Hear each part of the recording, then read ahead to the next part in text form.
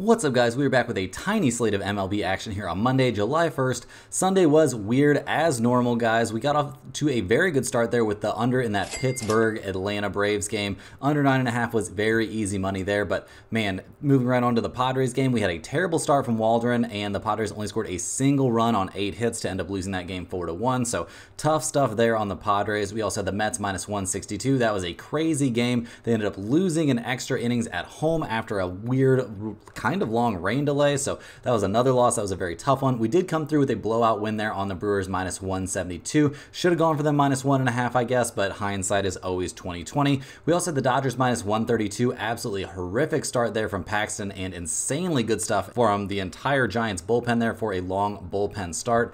Then we had the Angels minus 104. Tyler Anderson had a horrible start, one of his worst starts of the season, guys, and they eventually only lost by a single run after putting up 5 runs there in the 9th inning. So overall, obviously not exactly the day we were looking at, but we escaped from another Sunday. Let's get back at it with a tiny Monday slate here. Before we get into the games, guys, do me a big favor and hit that like button. It's a great way to show some support for the channel and all the work we put in here every single day. If you're new, go ahead and subscribe. It's 100% free and can keep you from missing out on these picks. Our videos are sponsored by StumpTheSpread.com. Click the link in the description to go over there and join our free email list and check out our top confidence plays in all the major sports. Comment below with all the bets you're looking at today, and we will give you our best advice on all of them. We respond to absolutely every single comment, so let us know anything you want to say about my picks, these videos, or anything you see here. As always, our final picks will be in the pinned comment down below. Now let's get into our first game of the day. We've got the Houston Astros taking on the Toronto Blue Jays. The Astros come into this game fresh off of winning 2 out of 3 there against the Mets. They won the last 2 games of that series, putting up plenty of offense, scoring 10 and 9 runs respectively over the last 2. So they've got to be feeling pretty good about that. Maybe not super pumped about being only 42 and 41 on the season, but only 3.5 games back of the kind of slumping Seattle Mariners. I think they'll definitely take that. We did see Jose Altuve get ejected for only the 2nd time in his MLB career. Pretty impressive for a guy that was pretty blatantly cheating there for several years to only get ejected twice in his whole career, but whatever. The Astros probably don't care too much. They'll take that 10-6 win. They're handing the ball in this game to Hunter Brown, who's 5-5 this season with a 4.37 ERA. He's coming off of a very, very good start, and honestly, his last 4 starts have been borderline just dominant. I mean, back on the 8th of this month at the Angels, he gave up no runs and 2 hits over 6 innings while striking out 7. Then he followed that up with a great start against the Tigers, going 7 innings and giving up no runs and striking out 9. He did give up 5 hits in that game, but yeah, very, very good stuff there. Then he didn't fall off too hard there against the Chicago White Sox. He did give up 1 earned run. It was on a home run, but he struck out 6 and went 6 innings in a game we eventually saw the Astros win 4-1. Then his last time out, guys, also not against a great opponent. He was going up against the Colorado Rockies. He went 6 innings, gave up 2 hits and no runs. He walked 3 and struck out 7 in that game. Overall, very, very solid stuff, albeit not against the greatest opponents, that's for sure. But regardless, I think Hunter Brown, you have to feel good about where this young 25-year-old is at this point in his season. He's been looking very, very good out there. Obviously, he's going to be taking on a tougher opponent in this game, but overall, we can look at him as a relatively plus-level starter right now that has been throwing the ball very, very well. In terms of their bullpen, guys, we don't have a ton of crazy things to say about the Houston Astros bullpen. They are trending in a positive direction, so we'll give them that. They're 18th in the majors with a 4.08 bullpen ERA, which is fine. Not one of the better bullpens in the majors for sure, but definitely better than the worst. Not in the bottom third of the majors anymore. They've been through some very dark times out there in the pen for the Astros, and it seems like they're kind of back on track now. So we'll give them some credit where credit is due, but yeah, I mean, not exactly coming off of an insane game. So, you know, this is not a bullpen that we're looking at as like an absolute lockdown unit. And guys, the Astros offense seems like it's coming together. They've scored 10, 9, 2, 7, and 5 runs respectively over their last few games. Jose Altuve is batting well over 300 this season. We see Kyle Tucker with 19 home runs. This team is 12th in the majors in runs scored, a number that is trending up, and that makes a ton of sense to me because when you look at the numbers for this team besides total runs scored, you're going to be shocked to see that they're not actually scoring more runs. They're 1st in the majors in team batting average, batting 265 as a squad. They're 6th in major leagues in on base percentage, getting a base at a 324 clip. Their slugging percentage is top 5 in the majors. This is a pretty loaded lineup, guys, and it's been kind of shocking to see them struggle to put up runs over the course of most of the season. But man, things are rounding into form for him right now, finally putting everything together, and they are putting up some runs.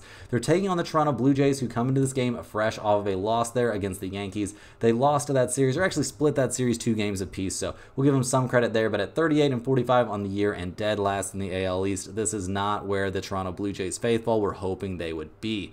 They're handing the ball in this game to Yariel Rodriguez, hoping he can get back on track. He's 0-2 with a 5.94 ERA coming off of a pretty terrible outing, guys. He only went 1 1/3 innings his last time out. That was at Cleveland. He gave up 2 hits, 4 earned runs, 5 runs overall, while walking 3 and striking out 1 in that very, very short appearance. Honestly, guys, he hasn't went more than 4 innings in any of his last 5 outings, so that is not great. That's a really bad start there at Cleveland. Had a not great time at home against the Royals. Then at Kansas City, not a good time either. 4 innings, 6 hits, and 3 earned runs, and only 4 innings, guys. That is not great. Start before that at the Padres, he went 4 innings, gave up 3 hits, and only a single run, so I would say that was probably his last plus-level outing, but he only went 4 innings. Like, we're not going to give a ton of credit to a guy who only made it 4 innings deep into the game, and yeah, just not a ton of positive things to say about him. He hasn't been, hasn't been in the rotation recently. He just got back on there on the 21st, so we'll see what he has in the tank. Not a starter that I'm looking at as a plus level guy, and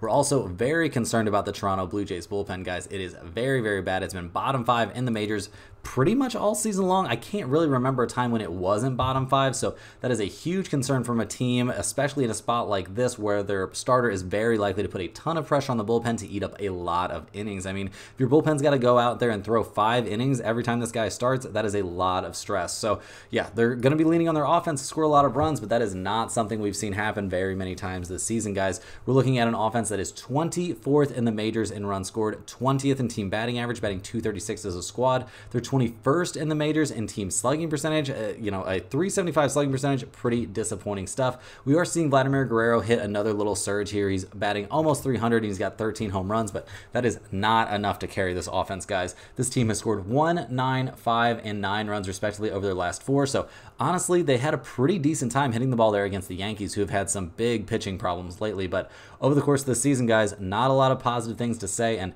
they really haven't been swinging the hottest bats outside of that series against the Yankees, so we'll see if they can carry that one over here going up against the Astros, but it seems like a bit of a big ask to me. Yeah, tough times here for the Blue Jays. And look at the numbers for this game, guys. We see the Astros at -144. We see the Blue Jays at +128. We've got an over-under in this game of 8.5. If you're looking at a no-run first inning spot, that's sitting at -125 in this game. Not very interested in the no-run first inning, guys. Not gonna lie. Looking at the trends for this game, we see Houston's only 16-22 on the road this season, so that's a little bit concerning. Toronto's 20-21 at home, so obviously that's not like some sort of dominant number. We see that Houston is actually 23-14-1 to the under when playing on the road. We see Toronto is 21-19-1 to the over at home, so basically a 500 over-under team when they're playing at home, so not a ton of information to be gleaned from that. Against the run line, if you're interested in taking the Astros -1.5 in this game, they're only 18-20 to the run line when on the road this season, but Toronto is 15-26 against the run line at home. That is a pretty significant trend there, guys. Looking at the numbers for this game, again, I mean, I really think the Astros -144 is worth a definite look. That's a pretty inexpensive price. We like what we're seeing from Hunter Brown right now, and not very impressed with what we're seeing from this Toronto Blue Jays bullpen at all, but I think it might even be more worthwhile to take the Astros -1.5. I think if they win this game, they're very likely to win it by more than 1 run, and if you take them -1.5, you can get them at +115. Guys, that seems extremely reasonable to me. Definitely going to be leaning towards that pick in terms of a side. Definitely like the Astros -1.5. I'm also fairly interested here in looking at the over-under since we have a very, very short slate.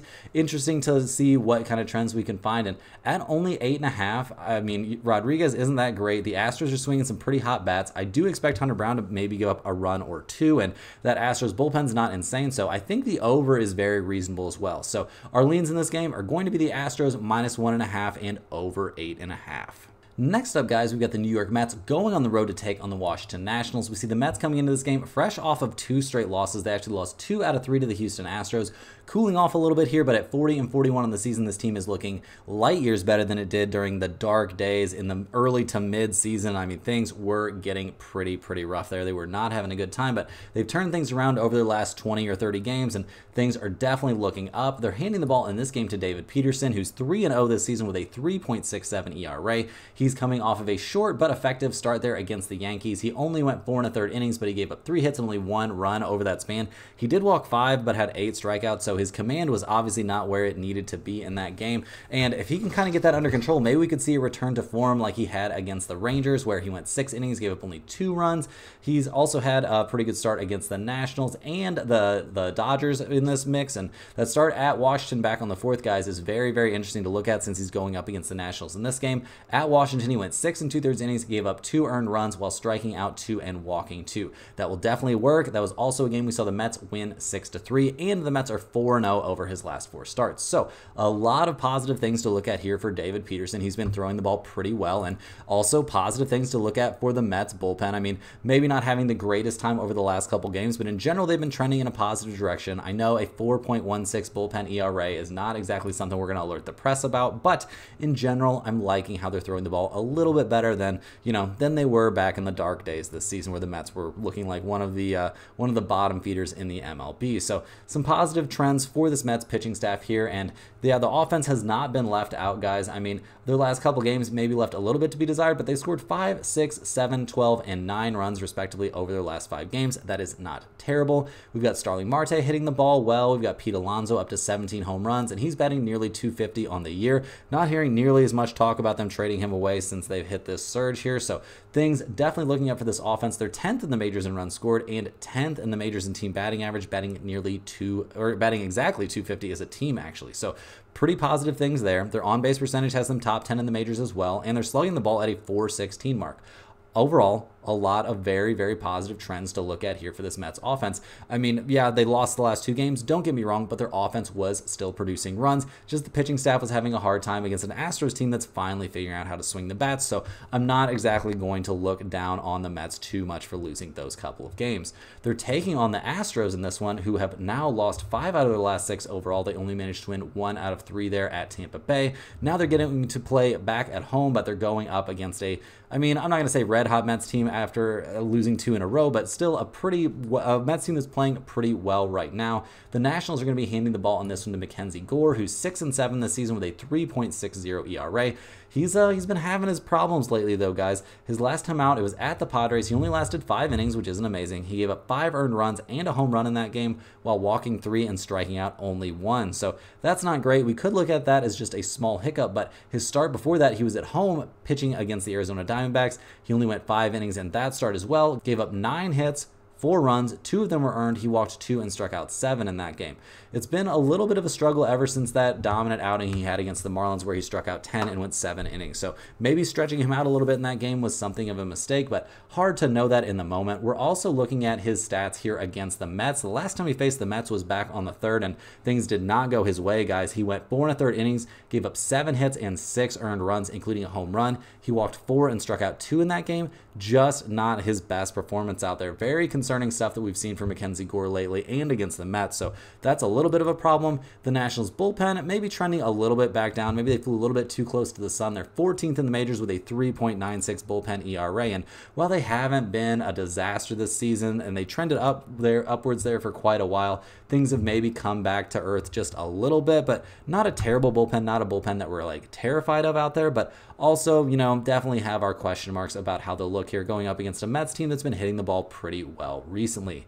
The Nationals offense has been one of their bigger problems this season. I mean, not the best offense in the majors, obviously. They're 21st in runs scored, 22nd, batting only .235 as a team. They are 27th in the majors, guys, with a slugging percentage of .365. That is pretty weak stuff. And they're 23rd in the majors, getting on base at a .304 clip. All those stats pretty much add up to a well below average offense. And looking at how they're swinging the bats lately, guys, haven't been a lot of departures from that below average moniker. They've scored 0, 8, 1, 5, and 7 runs over their last few games. Did not have a very good offensive series there against Tampa Bay. They did have a game where they scored 8 runs, but when you're scoring only a grand total of 9 runs over a 3-game stretch, that is not going to work. So some significant concerns there. CJ Abrams is looking better. He's batting .283 with 13 home runs and 42 RBIs, but those are not exactly the kind of numbers that are going to carry a team to a ton of success. And yeah, looking at the numbers for this game, guys, we're a little bit surprised to see the Mets at -108. We've got the Nationals at -105.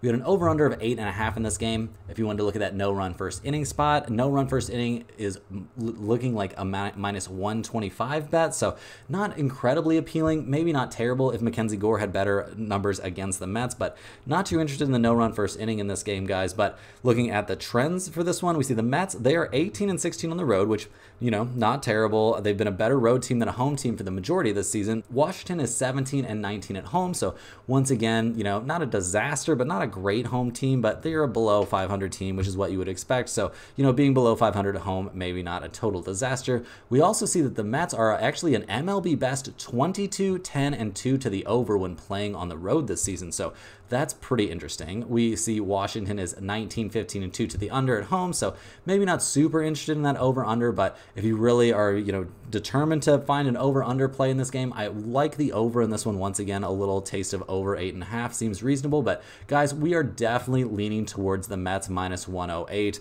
I think that's going to be the best value in this game. If you wanted to look at the run line in this one, you can get you know, if you're taking the Mets -1.5, the Mets are 20-14 on the road against the run line. We see the Nationals are 20-16 against the run line at home, so not a ton to lean on in that one. I do tend to think that the value on that side would maybe be the Nationals +1.5. I think there's a chance we could see a bounce back game from Mackenzie Gore, but in general, guys, I do think the Mets -108 is a fantastic spot, and it's definitely going in the pinned comment for us. Last but not least, guys, on this extremely short 3-game slate, we are looking at the Milwaukee Brewers going on the road to take on the Colorado Rockies. The Brewers come into this game fresh off of a 7-1 win there in Game 3 of their series against the Cubs.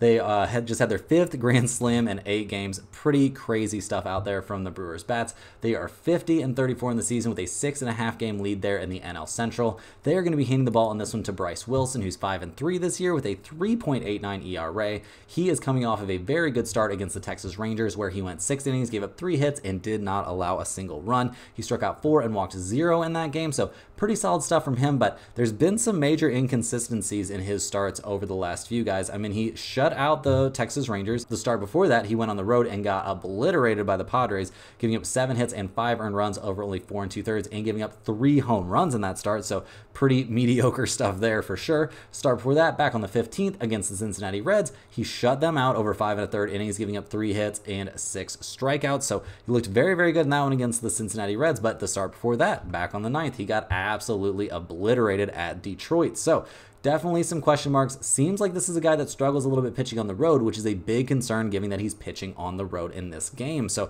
we'll just have to see what they get out of him. But man, seems a little bit sketchy backing him on the road here. The Milwaukee Brewers bullpen, 9th in the majors with a 3.71 bullpen ERA. Not a disaster. They looked pretty good in their series against the Cubs, not going to lie. But, I mean, it's the Cubs, so we can only give them so much credit for that. But overall, guys, not a bullpen that we're super high on or super low on. Just okay. Just okay. We'll give them okay. They're above average, but maybe not one that we trust every single time we see them go running out there. So that's a little bit of a concern that can be outweighed at times by this offense, guys. The Brewers' offense has been very, very good. They've scored 7, 3, 4, 6, and 3 runs, respectively, over their last 5 games. We see solid numbers from this offense pretty much just up and down the roster. I mean, they're 7th in the majors in runs scored. They are 5th in the majors, batting .255 as a team. Not bad there at all. That'll definitely work. They're also top 5 in on-base percentage, getting on base at a .332 clip. Team slugging percentage, a little bit mediocre. I mean, a .399 slugging percentage has them in 13th in the majors. So, you know, not terrible, but for a team that's hit their 5th Grand Slam in 8 games, I think we can trust their power numbers are, you know, trending in a positive direction. This is a pretty good offensive team. Absolutely no doubt about it. The question will be, how good are they going to look offensively in Game 1 of this series going up against the Rockies, who come to this game fresh off of a 5-4 win there over the Chicago White Sox. That was a 14-inning game, so that was pretty wild stuff. Yeah, crazy. A sacrifice fly in the 14th inning to end things. So yeah, wild stuff. We saw Doyle have a full extension game-winning diving grab there. Just lots of crazy stuff and a very exciting game. A game that's definitely more exciting than you would expect a matchup between the Rockies and the White Sox to be. But looking at this game, Colorado is handing the ball to Austin Gomber, who's 1-5 this season with a 4.63 ERA. He's coming off a pretty bad start there at the Houston Astros, where he gave up 8 hits and 5 earned runs over 5 1/3 innings. So not great stuff there. And honestly, guys, he's given up 5, 4, 8, 4, and 3 earned runs over his last 5 starts. He has faced the Dodgers twice, the Twins once, and the Houston Astros once over that span. Really, his only kind of easy start was at the St. Louis Cardinals, but other than that, All except for one of those starts were on the road. Like, he's had a pretty tough way to go over his last several outings. No doubt about it. This dude hasn't really had very many easy starts yet this season. And I mean, going up against the Milwaukee Brewers, also not an easy start. So we have some question marks about what we're going to see from Gomber in this game for sure. We always have some question marks about what we're going to see from this Colorado Rockies bullpen. They've been one of the worst bullpens in Major League Baseball all season long. I know nobody's going to be too shocked to hear that. Just not a very good bullpen. Not a lot to say about that, guys. They're just not good. Just not good. Not a lot they can do about it. And yeah, I mean, looking at the offense, are they good enough to make up for a bad pitching staff or a bad bullpen? You would think maybe playing at Coors Field that sometimes they would be, but generally speaking, that is not the case. I mean, they're currently sitting in 18th in the majors in runs scored and 15th in the majors, batting .243 as a team. That is a number that has been descending. They used to be a top 10 batting average team, not anymore. They're 24th in the majors, getting on base at a .304 clip. Not great slugging percentage numbers, guys. Below average slugging percentage despite playing at Coors Field for half their games. So not a lot of great things to say about an offense that has scored 5, 3, 3, 1, and 2 runs respectively over the last few games. They are coming off of 2 straight series on the road, so maybe getting back home to Coors Field will awaken the bats a little bit, but I don't know, guys. That seems like a little bit of a big ask to me. We'll have to wait and see what actually happens, though. Looking at the numbers for this game, guys, we see the Brewers at -155. We see the Colorado Rockies at +138. We've got an over-under of 11 in this game, which, I mean, makes sense there at Coors Field. If you wanted to take no run first inning, you can get very good odds on that. It's +115. If you take yes run first inning, that's at -150. So yeah, guys, once again, not really interested in either side of the no-run first inning bet. Looking at the other numbers for this game, the other trends for this game, we see Milwaukee is 23-21 on the road. Colorado is only 16-22 at home, which obviously isn't amazing. We see the Brewers are an over team on the road, only 22-20-2 to the over on the road, so not an overwhelming trend. We also see Colorado is 20-17-1 to the over at home. So, I mean, if you wanted to take a look at over 11, I really wouldn't blame you in this game, but that's too big of a number for me to be confident in putting that in the pinned comment. Looking at, the trends against the run line, we see Colorado is 19-19 against the run line at home. We see the Brewers are 24-20 against the run line on the road. So I suppose that's something to look at, especially since I expect the Rockies to be a little bit depleted here coming off of a 14-inning game. In general, guys, I don't have a whole bunch of fantastic leans on this game in particular. I mean, Bryce Wilson's been very inconsistent lately, so that scares me away from taking the Brewers a little bit. Obviously, Austin Gomber's been pretty bad lately for sure, so that scares me a little bit away from the Rockies.